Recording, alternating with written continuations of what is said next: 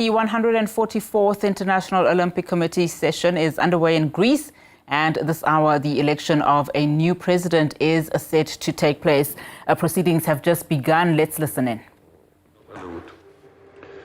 The IOC president will not exercise his right to vote, but he reserves his right to exercise a casting vote according to Article 20 of the voting regulations for the elections of the IOC president. If no candidate obtains the majority of votes in a round of voting, there will be other rounds of voting until a candidate obtains the majority of the votes. The candidate obtaining the fewest votes in each of the rounds of voting will be eliminated and will not participate in the following round of voting.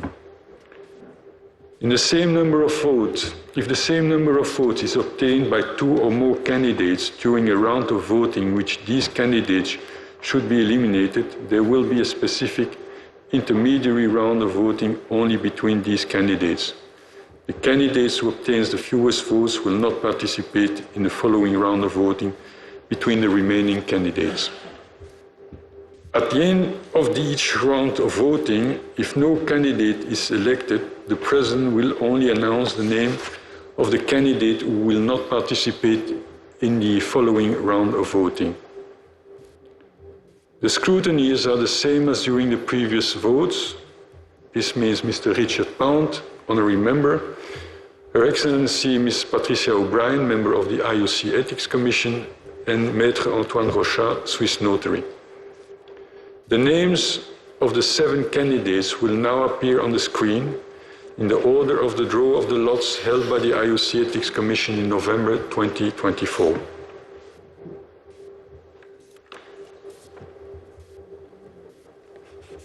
In accordance with paragraph 5/4 of the bylaw to Rule 18 of the Olympic Charter, the following IOC members will not participate in the first round of voting.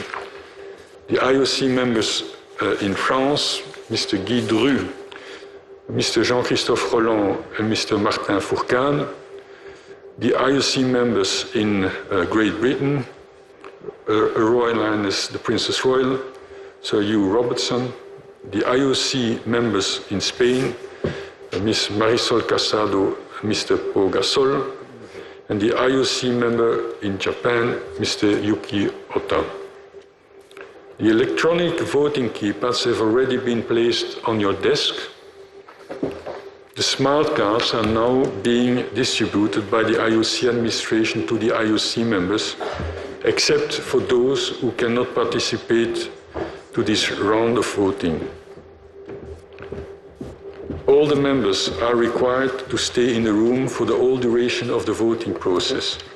If you leave the room, your smart card will be withdrawn and will not be redistributed. Before we proceed, I would like to remind everyone that the voting material has been thoroughly tested this morning and was successfully used this afternoon. As during the previous votes, there is a monitoring system to guarantee the highest integrity of the voting process. If an incident is detected, the timing of the incident will be recorded. The election process will be stopped with immediate effect. All prior results remain valid, and we will switch to paper ballots. An illustrative description of the Lumi device is on your disk. Please refer to it if you have any doubt. Once I declare the vote open, the names of the candidates will appear on the screen of your individual keypad. If you want to abstain, you shall not make any selection, as the abstention option is not offered on the device. The process of voting is the same as for the previous votes. The subject matter of the vote is: which of the candidates do you elect as president of the IOC? Lequel des candidats élisez-vous en tant que président du CIO? I would like at this stage to ask if everyone has a voting keypad and a smart card. This seems to be the case. And if this is the case, then I'm going to ask for the opening of the vote. The vote is open.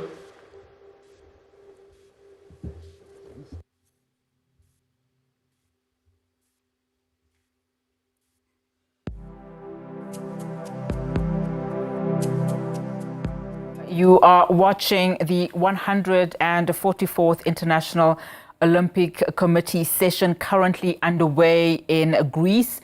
And you've just seen there the representative asking the 106 members that are there within the committee to cast their votes. So, of course, voting there for the new president of the IOC to take over from Thomas Bach on the 23rd of November. There are 7 candidates competing during this particular election. We are still joined in studio by specialist sports researcher Janet Witten. Janet, of course, just watching that moment there, these are the first round of votes. We saw there that list of the 7 flighted on that particular screen. I do speak under correction, Janet, but how many members are in that particular room? Is it 103 or 106? 106 members are in the room. There actually are 109 members of the IOC. For various reasons, 3 aren't there. So there are 106 people who will vote today. And as was explained there, what will happen is that they will all vote in this first round. All 7 names are there. And they are waiting until there is a 50%, somebody gets 50% of the vote. You can abstain, and by abstaining, you literally do that. You just don't vote. There isn't a particular abstention vote. I'm not sure that there will be many of those in this particular situation, because I think there's enough of a variety of candidates from various regions that I struggle to see what would be gained by anybody not voting. So I think you'll find there'll be very few abstentions. It'll literally probably be a slip of the finger, the reason that somebody's how long typically do these sessions last? Because, I mean, this is round 1, so one would imagine that a name or 2 would then be eliminated for the next round to begin. Only one name gets eliminated at the end of each round. So at the end of this round, if as expected there isn't an outright winner, they will just simply take the bottom name out, and then they will re-vote again. When Thomas Bach was elected 12 years ago, they only went to 2 rounds. He was the leading candidate after the first round. Let's see if we can listen into that particular round of announcements.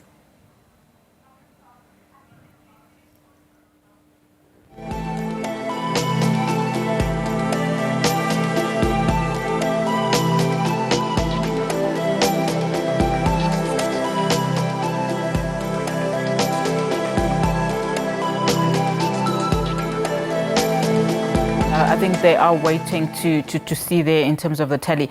But Janet, I want to just, especially for the benefit of our viewers, I mean, I understand, of course, the round 1 vote has been closed. The names that are on there, the candidates, the 7, I particularly want us to focus on the 3. Mr. Juan Antonio Samaranch Jr., I think that's important to note, and Kirsty Coventry from Zimbabwe, as well as Sebastian Coe. I mean, these 3 names have been touted quite a bit in terms of being the 3 that are sort of in the firm favourites for the running. But let's focus very quickly on Kirsty Coventry. I mean, she is the only woman, I believe the 2nd woman to, at any point in the history of this particular session, to be nominated. But how significant is this then for the African continent, for a woman? And there's an additional aspect that counts, and I'm not sure if it counts in her favour or against her. She's by far the youngest candidate. Yes, 41 years old. She's 41 years old. I think David Lepatier is in his early 50s. The others are all 60 or in their 60s. And it's an interesting decision because there's technically no term limit on the IOC presidency. There's an age limit. And this is why Thomas Bach has stepped down now, because the age limit is 70 and he's just turned 71. So at this he had to essentially resign and step down because of the age limit, not because he'd run out of time. So if Kirsty Coventry gets elected now, she's an IOC member until she's 70. Wow. Now whether she, there's nothing to say that she can't serve 8 or 12 or 16 years and then step down, but that would be significant as well. But I think the fact that she's an African woman is going to count in her favor with a lot of people from outside Europe, from outside the West, so to speak, I think are going to look at an African woman and say, it's time. Right, if you've just joined us, we are watching and monitoring the voting process that's currently happening at the International Olympic Committee. Let's listen in to the first round. The session is now suspended and will resume shortly.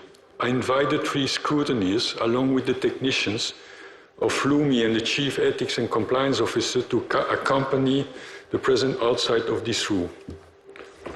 And then we will resume here in the room, and the announcement will be made by the President in 30 minutes. Please be back in your seat in time. Thank you very much. All right, all the suspense, of course, watching there, the 144th International Olympic Committee session that's currently underway in Greece, of course, high stakes in this particular election. We continue then to be in conversation with our specialist sports researcher right here at the SABC, Janet Britton, who's joining me in studio. So, Janet, of course, a lot of anticipation in terms of what's going to come out of these elections. Earlier on, of course, we were talking about Kirsty Coventry and how significant her role is in this particular election. She is the first woman, essentially. She's African and she's quite young. Let's talk then about, Thomas Bach. He enjoyed about 12 to 15 years as president. I mean, what is his legacy? We understand, of course, in some of the reports that his favorite was really much skewing according to, with Kirsty Coventry because of his policies around gender equality. I mean, how significant would it be then for him as he leaves that particular seat to say this is going to be his defining legacy? I think it's very significant. There's been a big development in women's sport in the tenure that he's had, not only within the Olympic movement, but in sport in general. You look at the advancement, say, of women's soccer and its standing in the world, in the global world of sport. 2012, which was just as Thomas Bach came into the job, was the first event where women took part in every sporting event at the Olympics. Which is kind of quite, as a woman, I still find it hard to believe that it took so long for that to actually happen. Yeah. But it became with boxing and those kind of sports. And 2024 was the first Olympics where there were an equal number of male and female athletes at the Olympic Games. So there have been developments as far as gender is concerned under Thomas Bach. He's known as a progressive person. He's really pushed very hard for disparities in gender to be eliminated at the Olympic level, and he's a real diplomat, like Kirsty Coventry and Sebastian Coe. He's a former Olympian himself. He was a gold medalist in fencing, I think in 1976, if I remember correctly. Sebastian Coe and Kirsty Coventry are the only two actual Olympians amongst these 7 candidates. So having taken part in the Olympics is not a prerequisite for the job, because I think it has a lot more to do with sort of sports administration and what they've been talking about in the lead up.